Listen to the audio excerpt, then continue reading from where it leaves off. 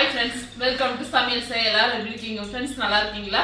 இன்னைக்கு பாத்தீங்கன்னா காலையில இருந்து கொஞ்சம் வேலை அதிகங்க. காலையில இருந்து க்ளீனிங் வொர்க் தாங்க போயிட்டு இருந்துச்சு. கீழ எல்லாம் பாத்தீங்கன்னா வீடெல்லாம் பளிச்சுன்னு க்ளீன் பண்ணியாச்சு.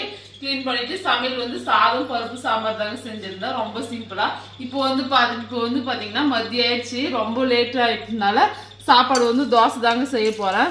மாவு ஆல்ரெடி நான் கரைச்சி வச்சதே இருந்துச்சு. தோசை செஞ்சுட்டு பருப்பு குழம்பும் கறி குழம்பும் கொஞ்சம் இருக்குதுங்க. இன்னைக்கு இதெல்லாம் தான் வச்சு நம்ம சிம்பிளாக சாப்பிட போகிறோம்.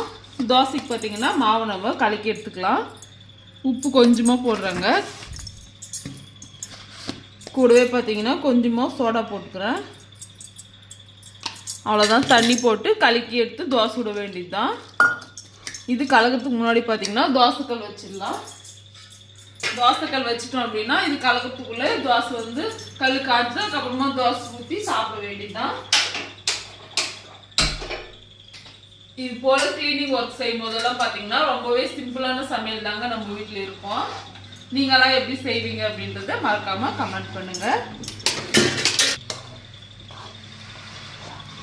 மாவு நல்லா தண்ணி ஊற்றி கலந்து எடுத்துக்கலாம்.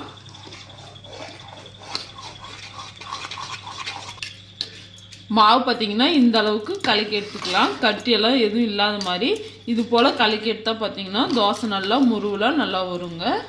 இப்போ தோசை ஊற்றிக்கலாம்.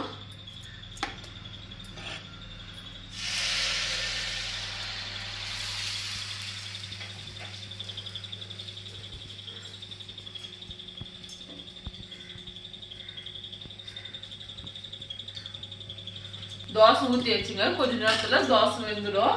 இப்போ வந்து குழம்பு வந்து சூடு பண்ணிக்கலாம். இங்கே பார்த்தீங்கன்னா தெரியும் மட்டன் குழம்பு கொஞ்சம் இருக்குதுங்க. கூடவே பார்த்தீங்கன்னா பருப்பு குழம்பும்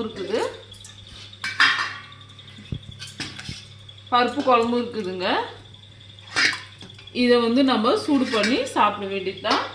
இப்போ வந்து மட்டன் குழம்பு சூடு பண்ணிக்கலாம். மட்டன் குழம்பு தோசை பார்த்தீங்கன்னா ரொம்பவே டேஸ்ட் வந்து ரொம்ப நல்லா இருக்கும். இந்த மட்டன் குழம்பு வந்து எப்படி செய்யறதுன்னு சமையல் செய் சேனல்ல அப்லோட் செஞ்சுக்கிறாங்க. கண்டிப்பா பார்த்துனீங்களோ அதே மாதிரி செஞ்சு சாப்பிடுங்க. இப்போ தோசை வேகிட்டோங்க. தோசை திருப்பிக்கலாம்.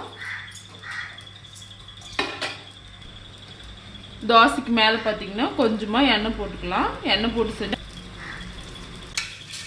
தோசை வெந்துச்சு. இப்போ திருப்பிக்கலாம். திருப்பிட்டு இந்த பக்கமும் நல்லா வெந்ததுக்கு அப்புறமா தோசை சாப்பிட வேண்டியதுதான்.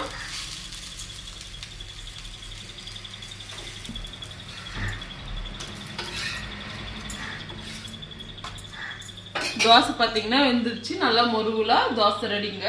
இப்போ வாங்க நம்ம நேற்று வச்ச மட்டன் குழம்பு இருக்குது, இதையும் போட்டு சாப்பிடலாம். தோசைக்கும் மட்டன் குழம்பு பார்த்தீங்கன்னா டேஸ்ட் வந்து ரொம்ப ரொம்ப நல்லா இருக்குங்க. யாருக்கெல்லாம் இந்த காம்பினேஷன் பிடிக்கும் அப்படின்றத மறக்காம கமெண்ட் பண்ணுங்க. நல்லா சுடு சுடு தோசை மட்டன் குழம்பு வாங்க சாப்பிடலாம். டேஸ்ட் வந்து நல்லா இருக்குங்க. இன்னைக்கு ஈவினிங் போல பாத்தீங்கன்னா சிக்கன் பிரியாணி செய்ய போறோங்க. டேஸ்ட் வந்து ரொம்ப நல்லா இருக்கும். இப்போ அடுத்ததா பாத்தீங்கன்னா சிக்கன் பிரியாணி செய்யற வீடியோல பார்க்கலாங்க. பாய்.